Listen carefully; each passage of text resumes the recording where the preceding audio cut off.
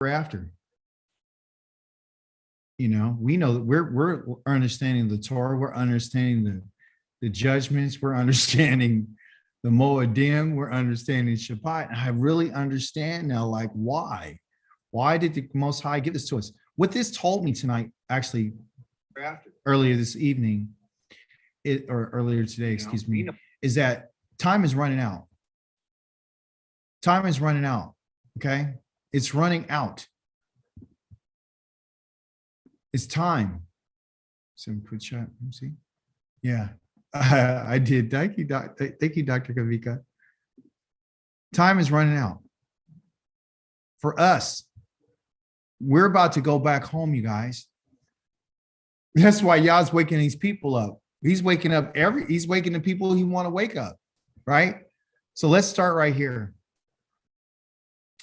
It says that this is the history of Yitzchak, Abraham's son. Abraham fathered Yitzchak. That word history there is talking about the Toledoth, okay? In Hebrew, Toledoth means basically this is the generations in the history and the birthings of this in particular man. What we're going to find out, again, like we have been learning over the last couple of months, is that we have to look at our characters. So we're going to find out who the characters are this week. We're going to find out that, somebody tell me, give me a couple of the characters that we're dealing with.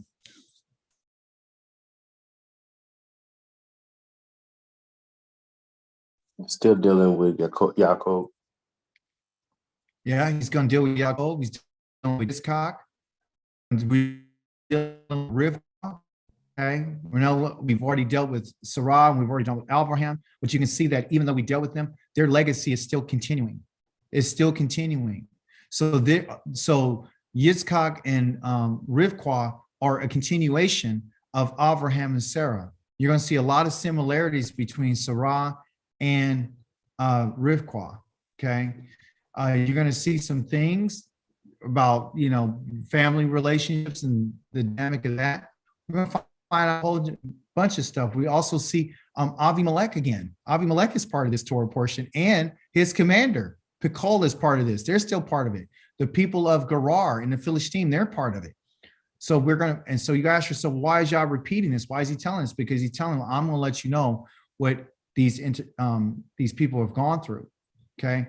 And we found out some different things about some, historical sites, like, altars. You're going to find out about the wells, where the wells are, and all that sorts of stuff. So, and there's reasons behind this. Okay. So, we know that Yitzchak was 40 years old when he took Rivka. That's how old he was when he took her as a wife. He was 40 years old. Okay, it doesn't tell us exactly how old she was, but we know that he was 40 years old. Okay, and it also says in 21 that she was barren. She couldn't have a child. She was childless, just like Sarah was. And so Yitzchak, he prayed to Yahweh on her behalf, and that word "prayed" there is a little different. It's not a palal, meaning an intercessory prayer. This one is more of a supplication. So he's praying that Yah would provide a seed for her. And as he did this for her, she ended up not getting pregnant at that time. Somebody tell me, how old was Yitzchak when they had Yaakov and Esau? How old was he? He's 40 when he got married. How old was he when he had his children?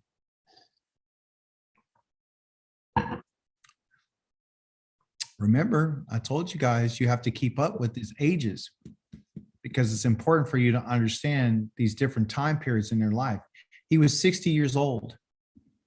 He's 60 years old when he had them. So, they had to wait for about 20 years, and that's significant. That plays a vital role into what's going on.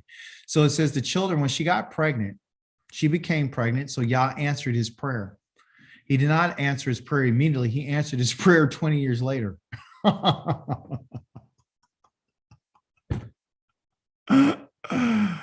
Right? And the children fought with each other inside her so much that she said, if it's going to be like this, why go on living? That's what she said, which is interesting, because then she says, so she went to inquire of Yahweh. Well, we can understand. Let me finish reading, because there's a comma after. She went to inquire, meaning Shidorah. She went to go seek an answer from Yahweh, because of the children fighting at her. Okay. The type of fight that was going on in these kids or these two sons is that not only were they fighting, but it was, they used the word for crush. They were crushing each other and it was very violent. This is the reason why she went and she inquired, meaning that she went to Darash. Darash means to seek, okay, and to make an inquiry to Yah, to seek Yahweh, and to seek what? She went to go seek an answer. That's what she went to go seek, an answer of Yahweh. Who answered her? He answered her, and he gave her a prophetic preview to what these two children will represent. They're going to represent two nations that are in your womb. From birth, they will be two rival peoples. Okay, so I'm going to let you know off the top that they're not going to get along. Okay, this is very important for us to understand as the narrative continues. One of these peoples, okay, will be stronger than the other, and the older will serve the younger. And so, who's the oldest? Esau. He's the oldest. Good.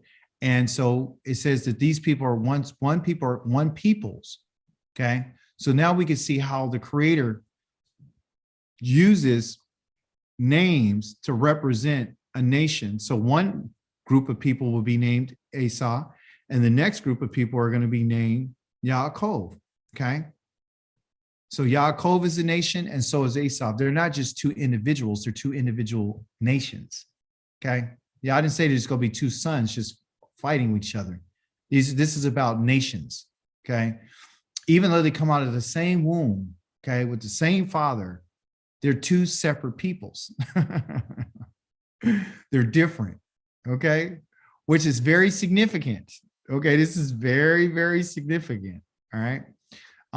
They were twins. But before we go on, I want to tell you something about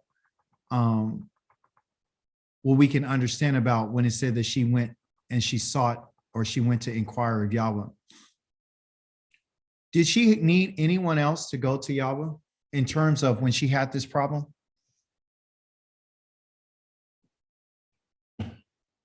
Yitzhak could have went to Yahweh for her. Yeah, he could have, but her situation was what was going on with her, right? My point is that was there a prophet? No. No.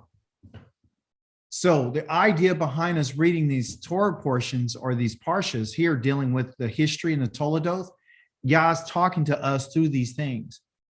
Okay, so one of the questions that comes up all the time is like, well, how do you guys know what the Creator's saying? You don't have a prophet, right? So you don't have a prophet, that means Yah doesn't give you any messages, right?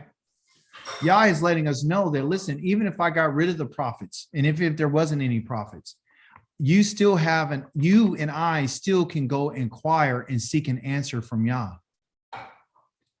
These people were not what they would say religious.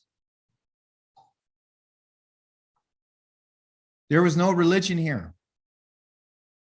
Nothing. So she went to go inquire and ask Yahweh by herself with no prophet, nobody. I mean, her husband had, he went and he made supplication on her behalf, which was great, wonderful, right? Which is just the opposite of what Yaakov does for his wife. But the point is Yah's letting us know that your ancestors were not religious. Your ancestors had a relationship with me. And I'm telling you about the generations, and I'm telling you about the life that they lived, because I want you to know that you have access to. You can come and talk to me. You can inquire of me. You can ask me questions. When something is bothering you, you can come to me. Okay. That's what he's letting us know. Sometimes we want somebody else to go on our behalf. Like we were taught in Christianity, you need a pastor, or you need this or that. You can intercede for somebody, but here he's really talking about something that's dealing with you as an individual. Okay. So that's the point I wanted to bring out. It says that when the first one came out, he was reddish. Right, he was he's like an aduma. He was like a red color, and it was covered all over with like a jacket. He had a hairy jacket on, and so they named him Esau. Okay, and then Let me see. Form that is having already. Yeah. He came out with a hairy jacket on. Then his brother emerged with his hand holding Esau's heel. That word right there is a quiv, okay, which is the root of Yaakov's name. That's the name of our father. Our father name is Yaakov, okay? So you got the ayin, the kof, and the bet. That's the root, and that root means heel. And the reason why his name is called Yaakov is because he was holding onto the heel of his brother. There's another thought that goes behind the heel, okay? Something on the heel of something is the front part of the foot is the toe, right? The last part is the heel. So this idea of being on the heel of something is like, it means because. So for example, I will say something, part of a sentence. And then as soon as I finish saying what I want to say, I will put a comma and then I would say because it's on the heel of a statement, you see? So this idea of the heel is part of his name, okay? The idea of holding the heel because he was holding the heel of his brother. That's why his name is called Yaakov. This will play out a little bit more as we continue through our study. They have this word here too as supplant, which they accuse him of being someone to want to take the place of someone else. So this battle that's going on between them is very significant. It's literally like they were at war with each other inside of the womb, okay? Somebody tell me what the womb represents. If you can think about it. What do you think the womb of a woman represents? Life. Huh? Life. Yeah, it's the life. Okay. Protection. Excellent. It's protection. Yes. And if it's the life, you need the seed. And so the seed is planted in the land, in the earth. Okay. So the womb is also a picture of several things. For example, excellent what you guys have said about protection. It's about life, but also too, it's mercy. Okay. And it's compassion, right? Because that's what the womb's supposed to be. But it also represents this idea of a land, because that's where the seed is planted. It's planted inside of a land. So the land is like literally what you would call, they're in their own little world. Okay. So her body is literally like a picture of this war that's going on in the earth. Okay. So Elohim is letting her know that there will be contention and a war between these two peoples. And what they're going to be warring over is what?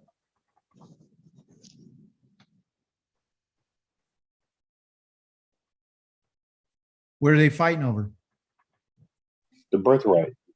Yes. Excellent. It's the birthright. That's what they're after. If you notice in the Hebrew, it's mentioned the birthright a lot. And if you look at the in original text, it's always pointing with an F into the birthright. It's always pointing towards the birthright. The birthright was that which Esau sold his birthright. That's what he sold. He sold his birthright. And what did he sell it for? A pot of lentils. Yeah, he did the lentil and he did some red lentils. He gave his birthright up for lentils, which we're going to read in a second. But so birthright is the answer. Okay, so, and that is, birthright is that which is chosen. And if you're chosen, literally it has to do with the firstborn. So as it stands, they were in there warring for the position to be the one who would be chosen. That's what they were fighting for, and that's what they were warring about. And the reason why Esau came out first is because he was stronger. He was stronger than Yaakov. You see, that's the reason why he came out. So what they were fighting for inside of her was to come out and say, who's first? Because you and I both know whoever comes out first, what? Whoever gets there first, what? Gets the blessing, the It birthright. gets the blessing. Whoever gets there first wins. In anything in life, whoever gets there first is the one who wins. Whoever gets to first base, they're the ones who wins. Whoever's the first one to, make the investment on something and heard about something, they got there. They're not late to the game, they're early. So literally what you can see is like, you and I are like the people who are first getting it. There's a whole bunch of other people today who are just waking up to this, right? And who may take a little bit more time, but whoever gets there first wins. And so what we're chasing, listen, is where the birthright, what's included in the birthright is the blessing. That's what it is. Okay. That's what they're going after from the creator. But one doesn't take it serious and the other one does. It says the boys grew. Okay. Which is interesting because they are boys. Okay. Esau was a skillful hunter and he was an outdoorsman. Okay. So he loved to be in the field. Okay.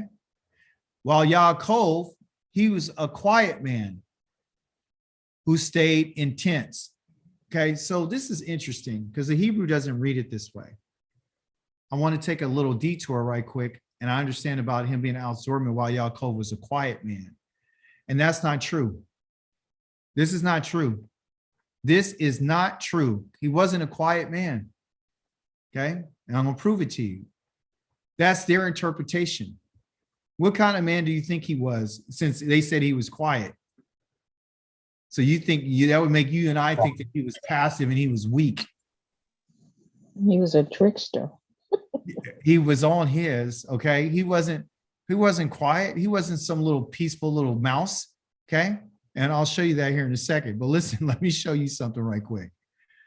What verse was that?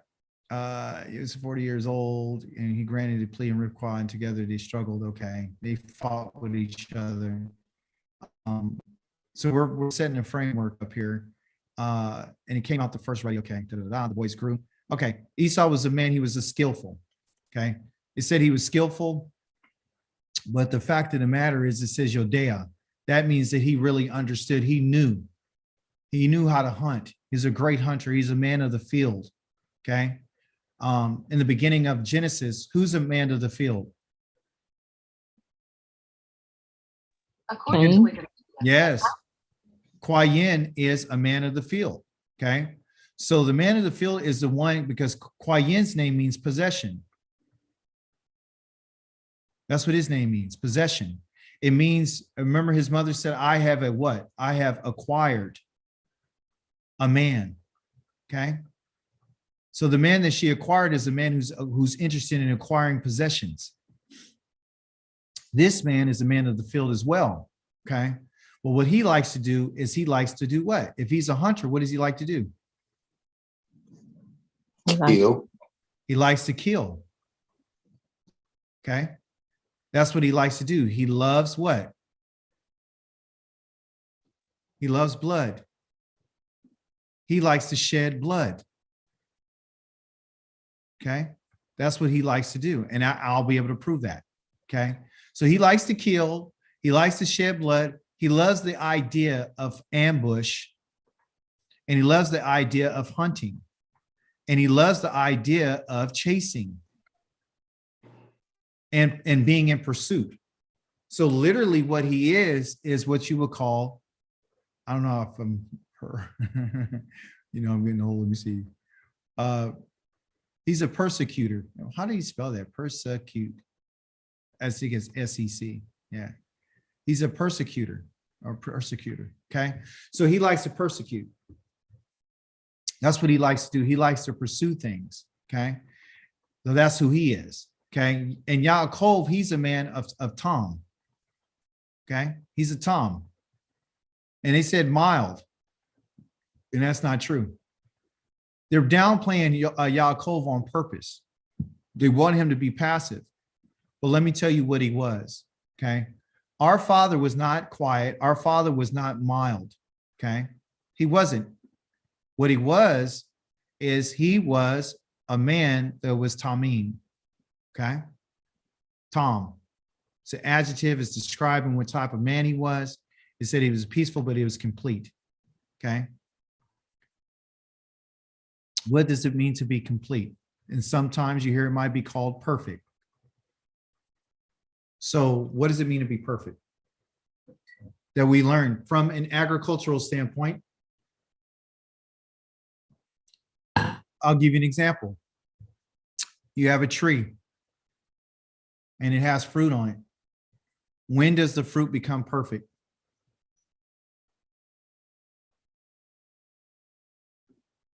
In its season. Yes, it has to go through its seasons, but then once it's ready, it'll be perfect when it is mature. Okay? This is something the Creator wants us to know about our Father, which means that I'm going to tell you what kind of nation I'm looking for. I'm not looking for a nation. Remember, Esau represents a nation, and so does Yaakov. So Esau is a man and a nation of those who love to kill, they love to prosecute, they love to pursue, they love to chase, they love to shed blood, they love the hunt, they love all that kind of stuff. They're driving in that mode so they can so they can acquire, and so they can have game, and so they can have trophies, and so they can be acknowledged for all their skill and all that they know on how to handle the things of the earth. Okay. Our Father was a different man. He was a very mature man. Okay. And so the nation that Yah's looking for is somebody who's Tamim or Tom, or what you would call Tamam. And Tamam means to be what? It means to be complete or finished. He needs to be perfect. Okay. That's who our Father was. Perfect. When you come to the end of your cycle and you come to the end of your course and your journey, that's what I need you to become. I need you to become perfect. I need you to become mature. I need you to become ripe. Okay. So we're seeing this idea of what Yah's expecting from the nation. It says that he didn't just dwell like one time. He was a participle. He was always dwelling, always in tents. Somebody explain that to us. What does he mean by he's dwelling in tents? They only have one tent for a family. So what was he doing? Traveling and pitching tents. He was traveling, but also too, he used to hang out with people. He was very social. Okay. Remember, his mother had, and his grandfather had this idea of kindness. They had this mannerism of what we would say, coming to maturity, meaning like, hey, I'm kind, but also too, I'm about helping. I'm social. I'm a social person. So when it says that he was dwelling in tents, this what he would do is he hung out with the community. He was a community person. So one guy is out with everybody, out killing and being the hero. And our Father, right? He's hanging out in the community. And he's going from tent to tent, getting to know people, talking to people, and all those different types of things. Okay. So that's what he was. He was social. Okay. And he had a type of personality that allowed him to be around people like that. He didn't want to be around the, what you would call the animals, and the smell and the blood and all that kind of stuff. He wasn't into that. He was really into being in the tents, meaning also too, his the idea of study was part of his place. Okay. That's what he was doing. So when it talks about dwelling in the tents, it means to be a person who's social, a person that believes in community, a person that's into study, a person who's having conversations with other people and leaders. And so he's very helpful. So that's what we see here, that our Father was not just, as they painted him to be mild, he was literally like, they said he was a house, he was a mama's boy, which is not true. He had a relationship with his mother. His mother loved him. And we're going to see some of the things that he picked up. For example, it says that Yitzchak favored Esau. Okay. And that's not what it says in the Hebrew. It says that he didn't favor him. He loved him. Okay. Because he had a taste. He had a taste for game. That's why he loved him, because he had a taste. He had something about his taste buds. He loved this game, right? And his son was the one who made it happen for him.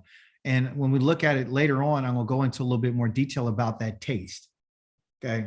And give a little bit more about that taste. Today's just an overview. Rivkah, she didn't favor Yaakov. She loved Yaakov. Okay. So what we see here is these two parents, one loves one and the other one loves the other. Okay. And it didn't say that they hated anyone. They just love one more than they love the other. That's just what it was. And love means that what? Somebody tell me what a hav is. What's a hav? What does it mean? Well, Means to love. it means to love, but remember, Hebraically, we want to understand what love is. Like we know what hate is, right? We know hate is separation and distance and turning yourself away from it. In the Hebrew language, we have 4 letters that are vowels. So in this one, this aleph right here is a vowel. So we know that's what's making it a child root. So the only 2 letters that we have left are going to be the hey and the bet. And that will tell us what, because that is the parent of what love is. So what is love from this perspective? Well, what does the hey mean in Hebrew? The letter hey, what does it mean? It means to look and to behold. Okay, like you saw a great sight. Okay, you're like, oh, look at that. That's wonderful. Okay, like the stars. Look at that. Oh, look at that. Do you see that? Oh, you got your hands in the air. Oh my goodness. You know, and the bet is what? The dwelling, the tent. Yeah, it's the dwelling. It is the tent. And it is the home, which means the family. Okay. So if someone says that they love someone, I love you. What that person is saying is, I'm going to look towards the family. My whole desire and my whole heart and my whole mind is pointed towards the family. I care about the home. I care about those who dwell in the home. I care about the structure of the home. I care about the safety of the home. I care about the support for the home. I care about the sustenance of the home. I care about the children in the home. I care about the whatever needs to happen. I'm there to protect the home. Okay. So this is what it talks about loving. So when we look at when it says Rivkah loved Yaakov, what she loved about him was that he made her family the way that she wanted it to be. When it talked about Yitzchak loved Esau, he said he loved him. He looked towards him because of what he thought he was bringing to him. You see, he was loving him because what he loved about him. Okay, right? So whatever he brought to him, he brings the game. You know, Yaakov is not bringing game and going out hunting and all that. He's sitting around studying and talking to people and he's doing stuff around here. But, you know, so you gravitate to that, which makes you feel better, you know, about the person. So she loved him and she looked towards him because why? Because he made her feel a certain way. Okay. Each one of our children are going to make us feel a certain way. Those of us who have children, those who are going to have children, some of our kids are going to do things that we love and some of them are not. It's not that she don't love, it didn't say that she just loved him only, she just loved him. And Yah's letting us know that she really, really looked towards him and she was looking towards his good. One day when Yaakov had cooked, now we're getting into more of his not mild manner, but guess what? He was a very social person. He stayed in the tents, he hung out and he dwelt among people. And now he's cooking. He's cooking some stew. So it's okay to be a man to cook. Esau came in from the open country and he was exhausted to the point of him literally wanting to die. And he said to Yaakov, please. Now remember, they are not grown men. These are literally young men. Okay. These are like teenage age. Okay. So he says, please let me gulp down some of that red stuff. that red stuff, that red stuff. That's what I want. I want that red stuff that you have there. Okay. Put your device on mute, everyone. I'm getting a little feedback. Thank you so much. I appreciate it. Thank you. So he's like, they're teenagers. Okay. So this, I want to set the time frame for us. They're teenagers. Okay. So now he says, give me some of that red stuff. And based upon him saying that red stuff, this is where he got his name Edom from. That's why he's called that. It's because of this, because of that red stuff. That's how he got his name Edom, because Edom means to be red. Okay. So he was named this. And this is what the creator is letting us know. Remember, this is being narrated to us. Yah has caused him to be named this because of his appetite and because what he was after. And also too, throughout the Torah and throughout the prophets, Yah uses this name a lot to tell us about who he's talking about. So sometimes you might hear Asaph mentioned, and you might think he's talking about the individual, but he's not. He's talking about the nation. Okay. Sometimes when you hear about Edom, he's not talking about just the man, he's talking about the nation. So then Yaakov answered, and he said, first sell me the rights as firstborn. So tell me, why did he say this statement? What motivated him? What provoked him to say, hey, or prompted him rather to say, sell me the right as, sell me your rights as firstborn? Why did he say that? Well, in the womb, they were fighting for just that. And he had so many Yes. opportunities to get it. Yes. So from the offset, he always knew that he deserved, he knew, like, I mean, it's funny to say, but you don't think babies know, but they were born with something, right? So they probably have always had contention between each other. And there's always been this idea in his mind as the firstborn, he wanted it. And you know why he wanted this position? Because he understood what it really meant. Yeah. He understood what it meant. And that's what you and I have to understand. If we understood what firstborn really meant, and we understood that when Yah says that the firstborn belongs to me, there's some great significance about understanding these rights.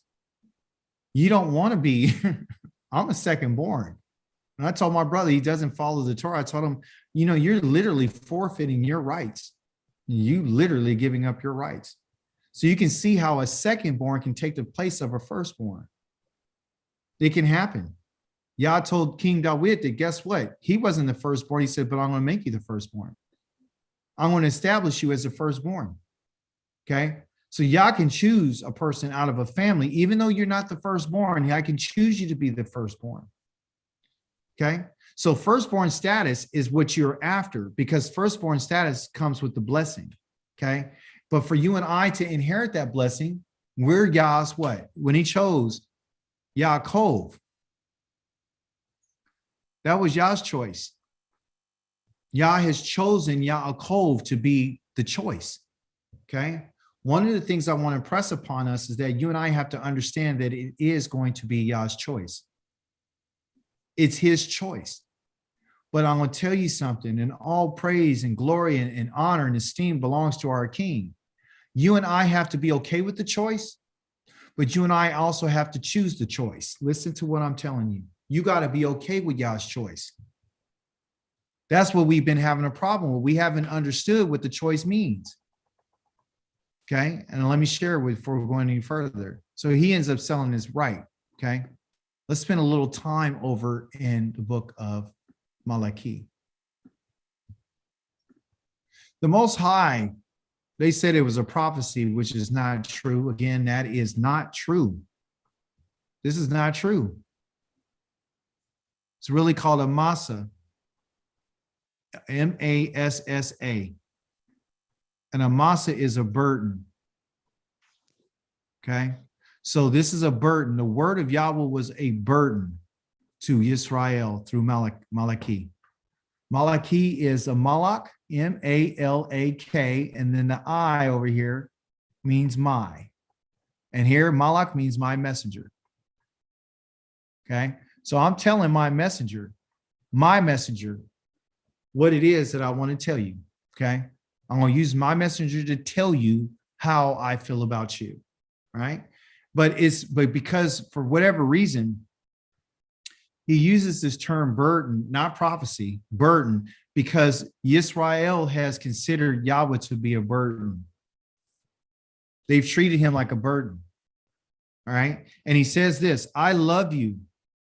Remember, it says there Rivka. Listen, my goodness. Remember, it says that Rivka loved. She loved her son. She loved Yaakov. Remember, we just read that Rivka loved Yaakov, right? Yahweh just says, I love Yaakov. Now explain to me, how did Yahweh love Yaakov through Rivka? How did he do it?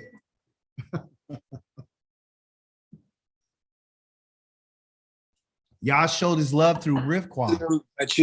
By choosing him as the firstborn. Well, simply yes, because remember, she went to go inquire of Yahweh. She's a big piece of everything. Like we thought last week, because of how her hospitality was and how sweet and how pretty and how beautiful she was. Rivka is the reason why you and I are loved by Yah. This woman right here. Women are being used in a mighty way in the writings and in the formation of the nation. This is why it's so critical for our women to be a certain way. Because if they are not where they need to be, then the blessing can actually be missed. If they're not in connection and they're not seeking Yahweh's face and they're not seeking his counsel, somebody can literally miss out on something. That's why it says that she sought Yah. She went to go look for an answer. She didn't go to her husband. She went straight to Yah to go find out what it is. And when he told her that these are two nations inside of you, and he gives her the understanding that they're going to be at each other and the older is going to serve the younger. From the beginning, she knew who it was that Yahweh chose. She knew what the choice was. And that's what Yah is trying to show us.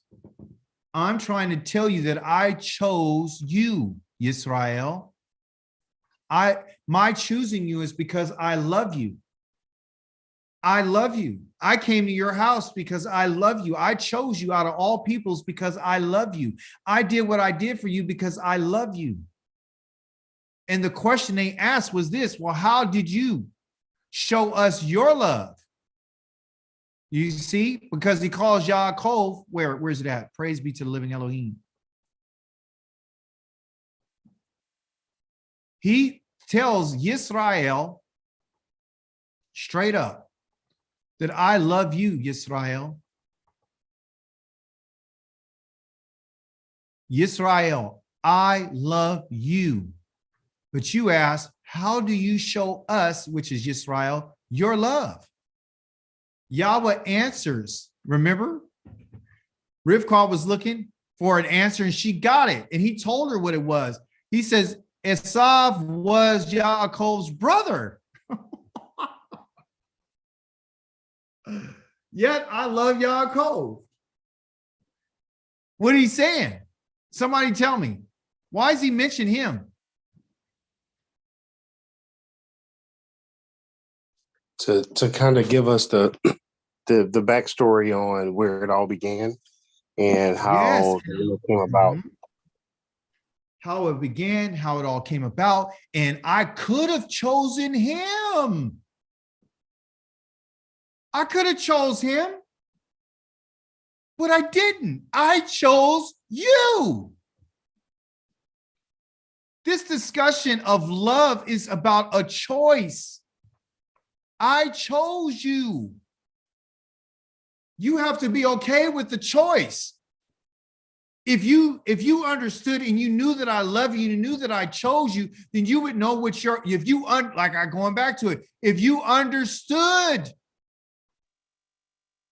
the choice and what it really means, you would fall in line and you would accept this honor of being chosen by the Most High Yah.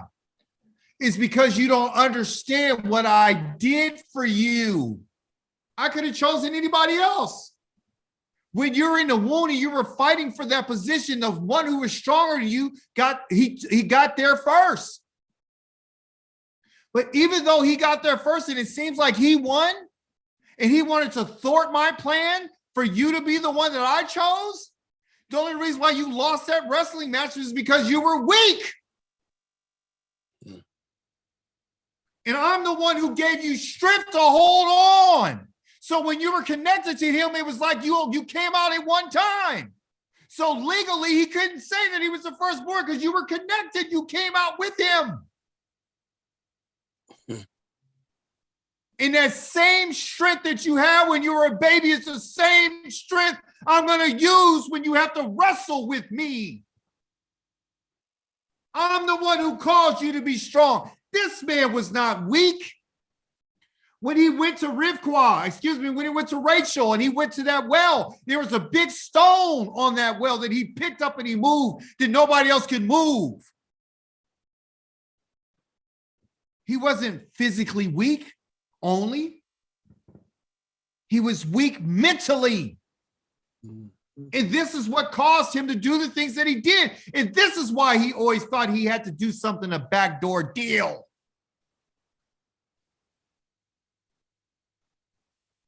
I love Yaakov, even though Esau was his brother. When you're in the womb, I chose you. You just don't understand the choice. Mm-hmm. You got to choose the choice, people. And I didn't choose you because you outnumbered anyone. I didn't choose you because you were stronger. I didn't choose you for any reason. I chose you because I wanted to. I love you, Yaakov, Yisrael, but I hated Esau. I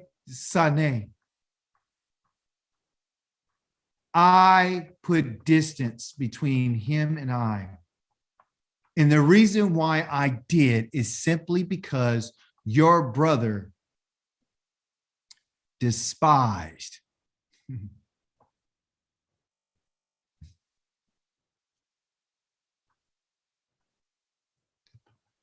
Despised. Let me see. He despised his birthright.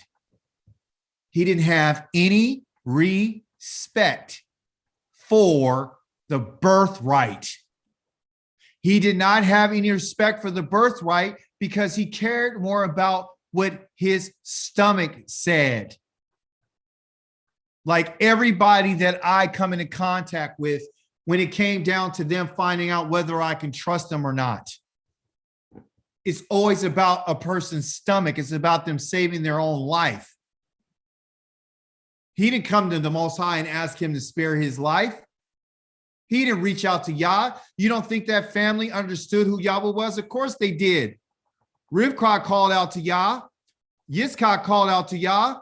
Abraham called out to Yah. The family that he came from was a family that had a relationship with the Most High. And this person right here had no regard whatsoever for what Yahweh has said. This man right here did not care about the family. He was selfish. He only cared that he was like, even when you look at in the text, it talks about how Jacob went in there. I don't know if you guys got there yet. I'm reading probably a little bit ahead.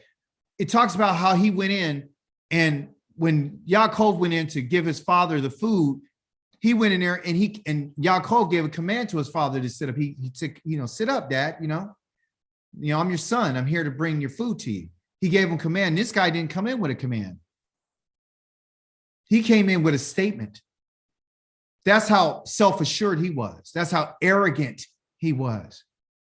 You see? Also, too, we find out that he married what? What type of women did he marry?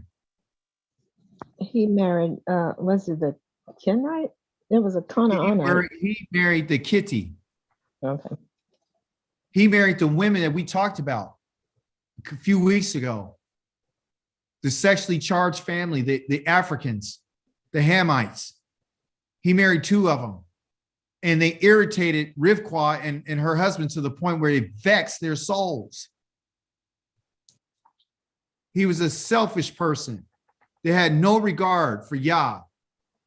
He spent most of his time outside in the field killing rather than sitting in a tent and being social and learning and teaching. for the sake of the family. And because Yah says he's put distance with Esau, he said, I make his mountains desolate, and I gave his territory to desert jackals. I don't have time to go over the jackals. We'll go over the jackals later, but it is significant about the jackals that identified him as a jackal. That's why he gave his territory to jackals, because he's a jackal. I got 10 minutes. He's an opportunist. That's what he is. Opportunistic. Okay. That's why Yah says that I'm going to give his territory to desert jackals, because the way that these jackals operate is that they're opportunistic. Okay. They're always trying to find something. Like, they'll wait for something to kill something, and then they'll come in behind a closed door and take over or do something. That's who they are, and that's who he is, and that's who his people are. They're arrogant, and they take advantage. And we'll find out more about that later on this week. We're going to break down who Edom is. Edom, this is what they said. We are beaten down. We, remember the nation, we're beaten down, but we will come back and rebuild the ruins. Okay. Yahweh Zavaoth answers, because this is the one who deals with war. Because that's when he uses this title. Yahweh Zavaoth means I'm destroying things. Okay. They can build, but I will what? Demolish. They will be called the land of wickedness, the people whom Yahweh is permanently angry.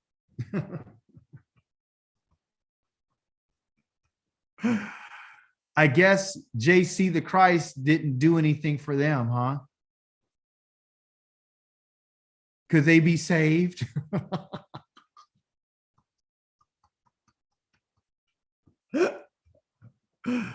Yah's mad at these people for how long, people? Permanently. That's it. And their land is a land of wickedness. That's it. So what he's telling us is that you and I can do something to make Yah mad, and that's it. Don't play with the Most High. Don't despise Yah's words. Don't despise the birthright. Don't despise the choosing. Don't despise the Levites. Don't despise the Torah. Don't despise the diet. Don't despise the Moedim. Don't despise the Shabbats, because that's what these people have been doing. To despise people means that Yah says that this man looked at his birthright as if it was spoiled. It's like something that's dead that he killed, like a spoil, because you can get spoils in all different types of ways, like war, the spoils of war, or you can have food that you can have, and then all of a sudden you let it sit and then it's spoiled. And then it's worthless. It means useless. There's no use for it. You can't eat it. You can't do nothing with it. It's ruined. He despised what the Most High said and what the Most High wanted. He despised the idea of building a nation for Yah. He despised Yahweh being his Elohim. He despised. Why do you think his mother turned around and said, you know, when she had to send Yaakov away, hey, I don't want Yaakov around here to marry any of these women. Why? Because she's had the experience, because she saw it in her son. And they were the same age. You see? So we're going to look at the timeline. We're going to see exactly when that deception happened. We're going to look a little bit closer at that. We're going to go more into detail about that. That's why I tell you to watch these ages, because Yitzchak was 40, because this is about the Toledoth of Yitzchak. This is about his life and his experiences. Okay. So you're going to see like how old he was, and you're going to see when he had the kids, and then you're going to see some other times when he's in Gerar, and then you're going to see the time that this deception happened, and then you're going to see, you know, some other things. Okay. So that's why I always ask you, like, how old was somebody?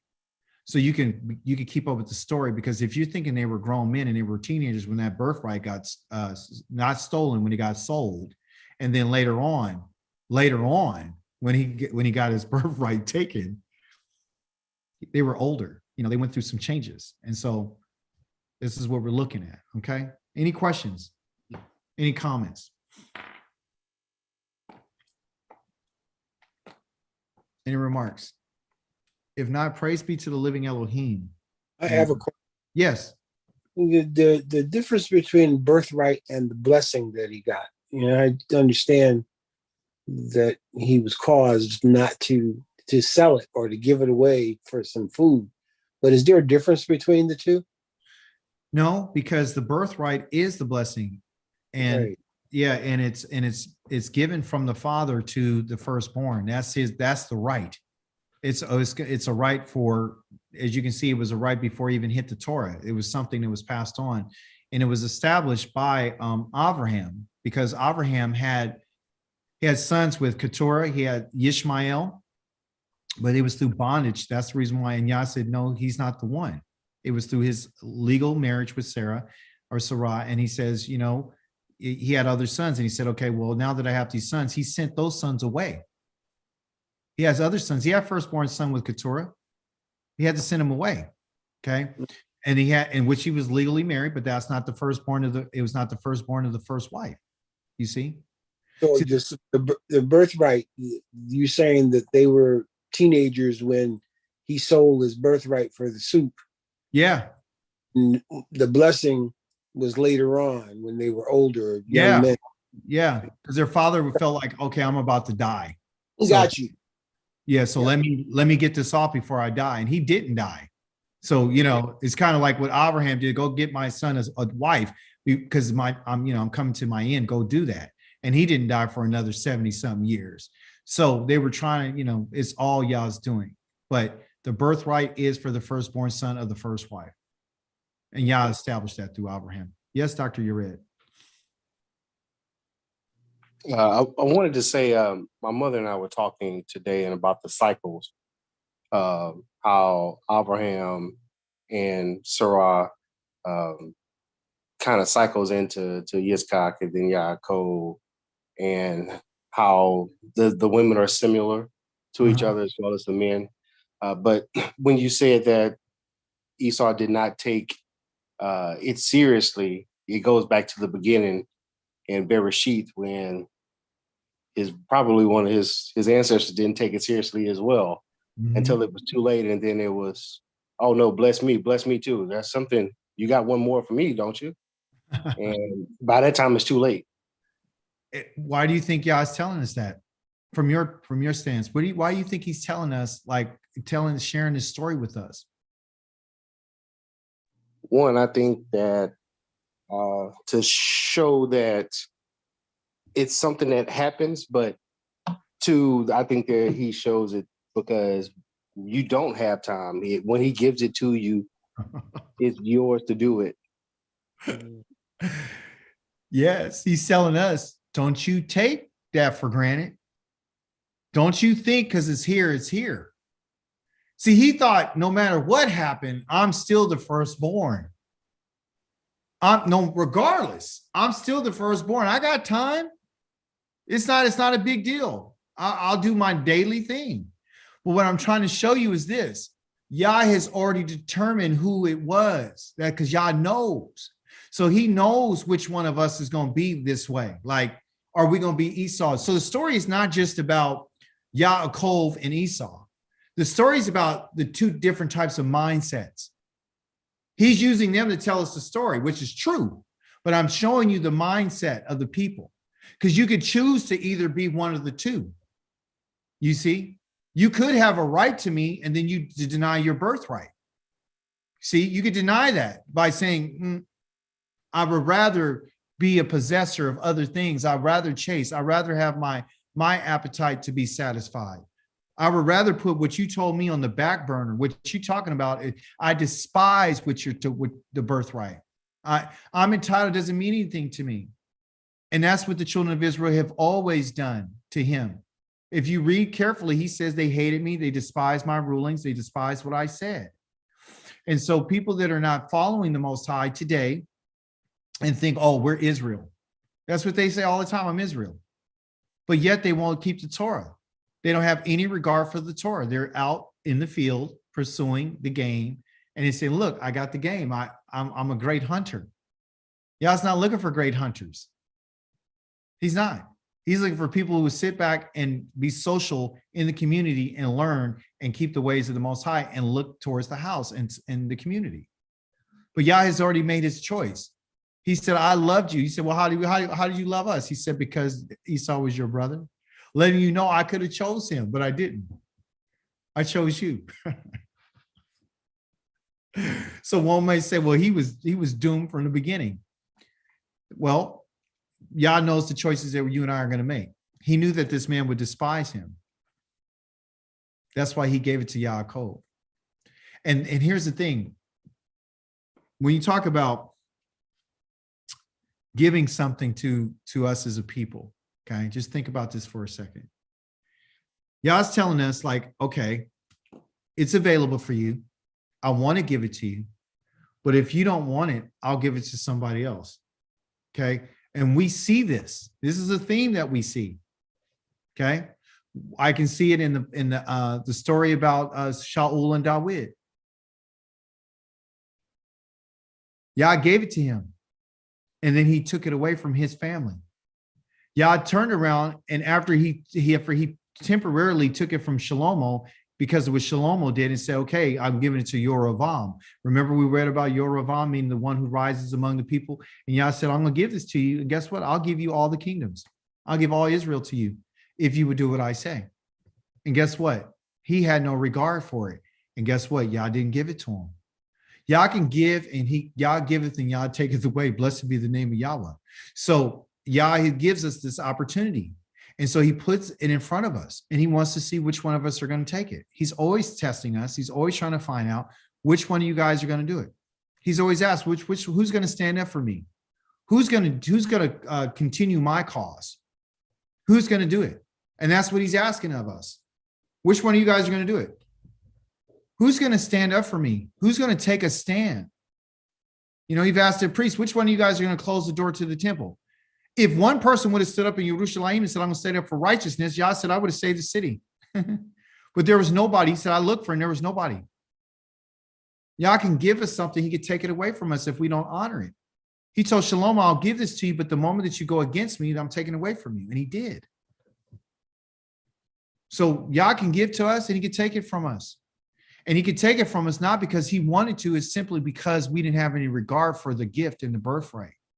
We have no regard for what he's given us, and what he's given us is the Torah. So if you don't want it, I'll give it to the stranger. I'll give it to them. That's who I'll give it to. I'll give it to somebody else. As a matter of fact, there's all different type of people that honor me. I'll give it to them. You see? But guess what? I'm giving it to you because I promised you. I promised your father. And the only reason why you and I have access to him is because of what our father Abraham did. That's the only reason why, is because our father was faithful to him. He didn't hold nothing back. And he kept his word. Abraham kept his word to the Most High. And that's what it was. So us in receiving our inheritance is predicated and based upon us keeping our word with Yah. You tell Yah with something, you open your mouth and you make a vow to him, you better keep it. Otherwise, he said, I will destroy you. And if on the surface, it ain't happening right now. So Esau didn't think anything of it. You know, after everything was said and done, he thought everything was copacetic. It's all good because I'm going to go kill my brother. That's what he said. So you're right, Dr. Yared. You're absolutely right. We don't have any time. Not when Yah makes an offer to you. You don't have no time. He said, the day you hear his voice, what? Harden not your heart. You better not let that mind of yours go, well, I ain't gonna listen. Going to Noah in his day, did he make a offer? Did he show them what it was? Yeah, he did, but guess what? He already determined that they're not gonna listen.